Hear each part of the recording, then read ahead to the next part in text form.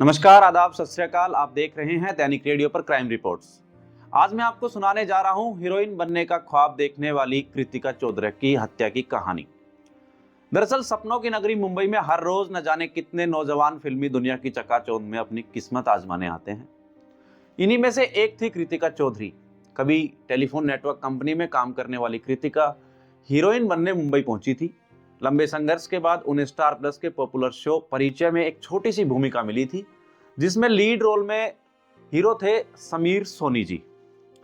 TV industry में रहते हुए उन्होंने सावधान इंडिया और बालाजी प्रोडक्शन के कई शोज में छोटी मोटी भूमिकाएं मिलती रहती थी। आखिरकार लंबे संघर्ष के बाद उन्हें कंगना रनौत की फिल्म रज्जो में उनकी बहन का रोल मिला। कृतिका के सपनों को पंख मिलने लगे थे, लेकिन फिर एक दिन उनकी जिंदगी छीन ली गई। साल 2017 में कृतिका का शव उनकी फ्लैट में सड़ता हुआ मिला था। उनका शव 4 दिनों से बंद फ्लैट में सड़ रहा था, जिसकी बदबू छिपाने के लिए घर का एसी खुला छोड़ा गया था। अब जांच में सामने आया कि कृतिका एक ड्रग एडिक्ट थी, जो हत्या से पहले कई बार आत्महत्या की कोशिश भी कर चुकी थी। वहीं ड्रग एडिक्शन का रवैया बिगड़ता गया और दोस्त उनसे दूर होते गए। अकेलेपन में गुजारा करते हुए उन्होंने कई लोगों से उधार भी ले रखा था। कृतिका के हत्यारों को ढूंढने में महीनों लगे, लेकिन जब हत्याकांड का खुलासा हुआ तो वजह जानकर हर कोई हैरान रह गया। दरअसल बात है 12 जून 2017 की, flat number 502 Shri Bhairavnath SRA society Andheri west की। दोपहर के 3:45 पर बिल्डिंग की 5वीं मंजिल पर रहने वालों लोगों को फ्लैट नंबर 503 से कुछ अजीब सी दुर्गंध आ रही थी। उस फ्लैट में एक्ट्रेस कृतिका चौधरी रहती थी, जिनकी आस पड़ोस के लोगों से ज्यादा बातचीत भी नहीं थी और लोगों ने सिर्फ उनको आते जाते हुए वहां देखा था। अक्सर अपने काम के सिलसिले में कृतिका बाहर ही रहती थी और ज्यादातर लोग तो उनके प्रोफेशन से भी अनजान थे। पड़ोसियों ने दुर्गंध आने पर संदेह जताया। हलचल सुनकर लोग जमा होने लगे। जैसे जैसे लोग फ्लैट की तरफ कदम बढ़ा रहे थे, वैसे वैसे दुर्गंध तेज हो रही थी, मानो कुछ सड़ रहा हो। गौर किया तो फ्लैट से टीवी चलने की आवाजें भी सुनाई देने लगी, लेकिन दरवाजा बाहर से बंद था। आस पड़ोस के लोगों ने यूं ही घर में दाखिल होने से ठीक समझा कि तुरंत पुलिस को खबर दे दी जाए। जब सब इंस्पेक्टर श्रीकांत जाधव अपनी टीम के साथ दरवाजा खोलकर घर में दाखिल हुए तो मंजर दिल दहला देने वाला था। नाइट ड्रेस पहने कृतिका चौधरी की खून से लथपथ लाश बिस्तर पर सड़ चुकी थी। कमरे का एसी चालू था, जिसके चलते कमरे का टेम्परेचर कपा देने वाला था। जाहिर है कातिलों ने बॉडी को डीकंपोज होने से बचाने के लिए ही कमरे का एसी खुला छोड़ा होगा। अब शुरुआती जांच में पाया गया कि उनके सिर पर गहरा जख्म था, जिससे खून बह रहा था। लाश के पास से पुलिस को उंगलियों में पहनने वाला ब्रास नकल मिला, जिसमें खून का निशान था। शव के पास ही सफेद पाउडर यानी ड्रग्स भी बरामद किया गया। बिस्तर के पास पुलिस को कृतिका का मोबाइल मिला, जिसमें उनके परिवार वालों के लगातार कॉल्स आ रहे थे। अब पुलिस ने जैसे ही कॉल रिसीव किया तो सामने से कृतिका का फिक्रमंद भाई की आवाज आई। उनके भाई ने कहा कि वो कई दिनों से कृतिका को कॉल कर रहे हैं, लेकिन कोई जवाब नहीं मिल रहा। पुलिस ने जवाब देते हुए बताया कि उनकी बहन अब नहीं रही है और बुरी खबर सुनाने के साथ ही पुलिस ने उनके परिजनों को जल्द से जल्द मुंबई आने के लिए कहा। दरअसल कृतिका चौधरी उत्तराखंड के हरिद्वार की रहने वाली थी। वो अपने पहले जॉब के सिलसिले में दिल्ली गई और फिर शादी करके मुंबई शिफ्ट हो गई। शव मिलने से 7 दिन पहले 5 जून को उन्होंने अपना 27वां जन्मदिन मनाया था। उन्होंने अपना बर्थडे उसी फ्लैट में मनाया था और अपने घर वालों से बातचीत भी की थी। कृतिका के भाई दीपक चौधरी ने पुलिस को बताया कि उन्होंने 8 जून को आखिरी बार कृतिका से बात की थी। उसके बाद से ही कृतिका उनका कॉल नहीं उठा रही। घर वाले कई दिनों से संपर्क ना हो पाने के चलते इस बात से परेशान हो रहे हैं। अब पुलिस ने शुरुआती जांच में पाया कि 8 जून को ही कृतिका की मौत हो चुकी थी और तब से ही बंद फ्लैट में उनकी लाश सड़ रही थी। पुलिस को शक था कि उनके साथ शारीरिक हिंसा हुई है और मौत का सही कारण जानने के लिए पुलिस ने शव को पोस्टमार्टम के लिए भिजवा दिया। अब पुलिस ने कृतिका चौधरी हत्याकांड के बाद उनसे जुड़े कई लोगों से बातचीत करके उनके करीब से जानने की कोशिश की। इस दौरान क्राइम ब्रांच की टीम ने उनकी करीबी दोस्त से संपर्क भी किया, लेकिन दोस्त ने बताया कि वो 1 साल पहले ही मुंबई छोड़ चुकी है और दिल्ली में रहती है। उनकी कृतिका से 2 साल पहले ही दोस्ती टूट चुकी थी। दरअसल कृतिका ने एक बार नशे की हालात में बिल्डिंग से कूदने की कोशिश की थी और इस वाकये के बाद उन्होंने डरकर उनसे दोस्ती तोड़ ली थी। अब कृतिका की एक दोस्त ने नाम ना बताए जाने की शर्त पर क्विंट को दिए अपने एक इंटरव्यू में बताया था कि कृतिका एक ड्रग एडिक्ट थी, जो कई बार जान देने की कोशिश कर चुकी थी। उनकी कलाई पर ब्लेड से काटे जाने के कई निशान भी थे और एक बार तो नशे की हालात में उसने बिल्डिंग से कूदने की कोशिश तक की थी। अब दोस्तों के अनुसार कृतिका कुछ साल पहले दिल्ली के एक सेलफोन नेटवर्क ऑपरेटिंग कंपनी में काम किया करती थी। दिल्ली में नौकरी करते हुए उनके साथ काम करने वाले एक लड़के से दोस्ती हुई और साथ समय बिताते हुए दोनों एक दूसरे को पसंद करने लगे। दोनों साथ रहते थे, लेकिन इसी बीच कृतिका को पता चला कि जिस लड़के से वो शादी करना चाहती है वो पहले से ही शादीशुदा है। दोनों के बीच झगड़े हुए, लेकिन बाद में कृतिका से शादी करने के लिए उनके बॉयफ्रेंड ने पहली पत्नी से तलाक ले लिया। कृतिका ने इस शादी के लिए घर वालों को राजी किया और फिर बाद में दोनों शादी करने के बाद मुंबई शिफ्ट हो गए। एक रिपोर्ट के अनुसार कृतिका चौधरी ने साल 2011 में विजय द्विवेदी से शादी की थी। शादी के कुछ दिनों बाद ही दोनों में अनबन होने लगी। इसी बीच कृतिका को पता चला कि उनका पति उन्हें धोखा दे रहा है। पति के धोखे से परेशान होकर कृतिका ने उनसे तलाक ले लिया। कुछ समय बाद विजय को एक राजनेता के नाम पर इस्तेमाल कर लोगों से पैसे लेने पर गिरफ्तार किया गया था।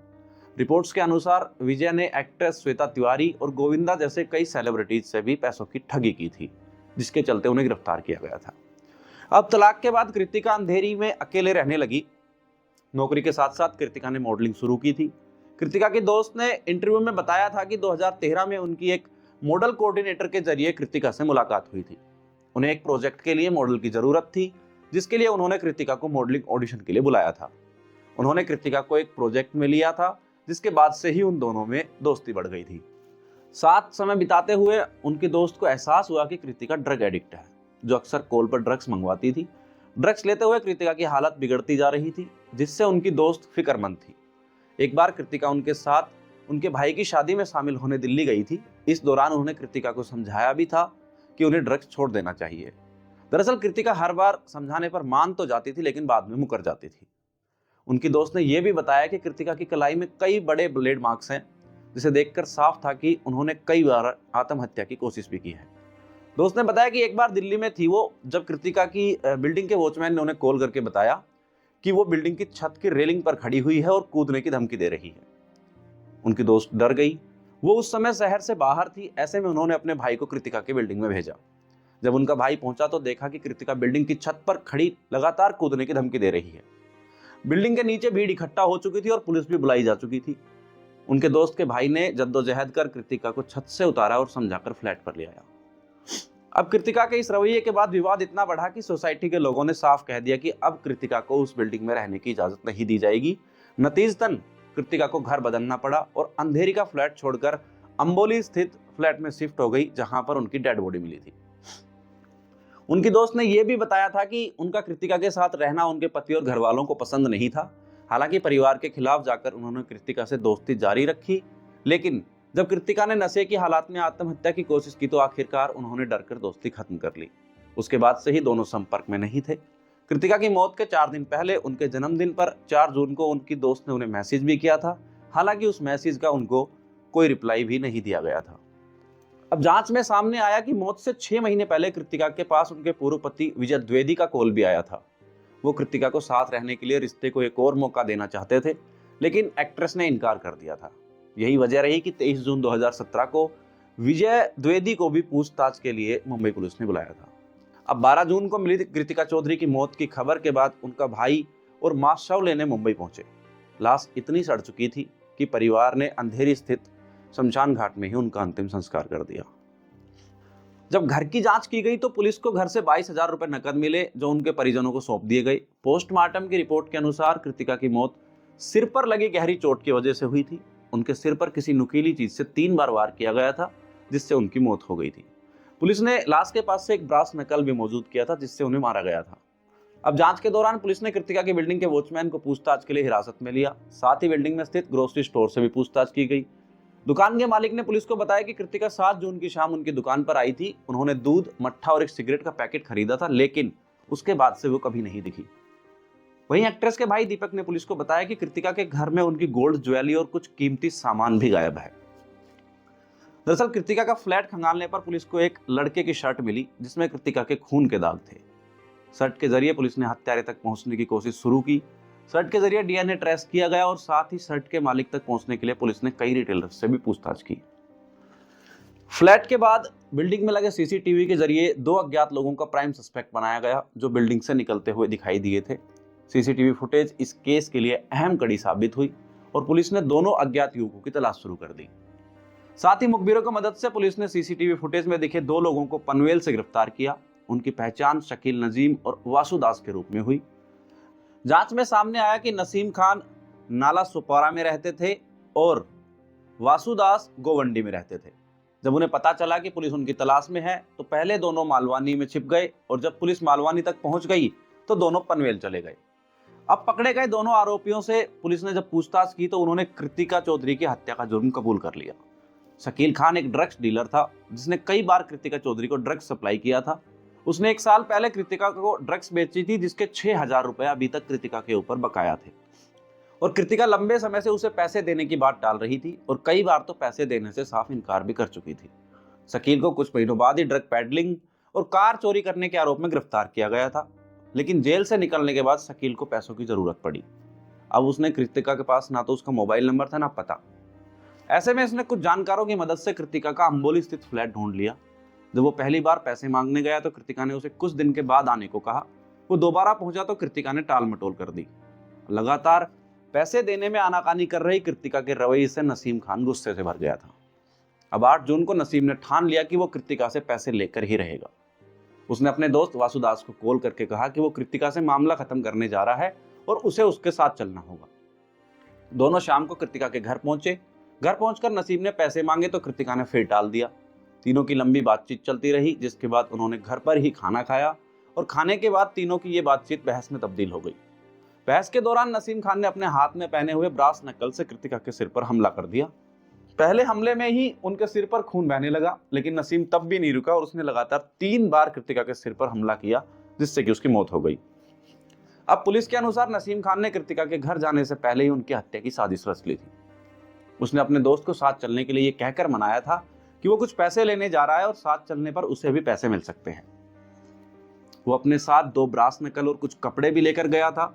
जब कृतिका का खून उसकी शर्ट पर लगा तो उसने बैग से कपड़े निकालकर बदल लिए और गंदी शर्ट वहीं छोड़ दी। दोनों ने लाश को सड़ने के लिए रोकने से एसी चलाया और टीवी चालू करके निकल गए। लेकिन जब आरोपियों ने कबूला कि उन्होंने 6,000 रुपए के लिए कृतिका की हत्या की तो कृतिका के परिवार को उन पर यकीन नहीं हुआ। उनके भाई दीपक का मानना था कि कृतिका आसानी से 6,000 रुपए लौटा सकती थी। उनके घर में 22,000 रुपए भी मिले हैं। अगर उन्हें पैसे लौटाने थे तो वो उन रुपयों का इस्तेमाल कर सकती थी। वहीं मौत से पहले कृतिका चौधरी के पास कई साउथ फिल्में थी। अपने कैरियर में उन्होंने परिचय, सावधान इंडिया समेत कई टीवी शोज में काम किया था। उन्हें कंगना रनौत की फिल्म रज्जो में भी देखा गया था। मौत से ठीक पहले कृतिका अपने भाई दीपक को बताया था कि वो जल्द ही डायरेक्शन में कदम रखने वाली है। उन्हें एक टीवी सीरियल में बतौर असिस्टेंट डायरेक्टर भी काम मिल गया है। तो ये थी आज की कहानी, जिसमें महज 6,000 रुपए के लिए एक एक्ट्रेस की जान ले ली गई। आप देख रहे थे मेरे यानी कृष्णा अवतार दत्त के साथ दैनिक रेडियो पर क्राइम रिपोर्ट्स। नमस्कार, धन्यवाद।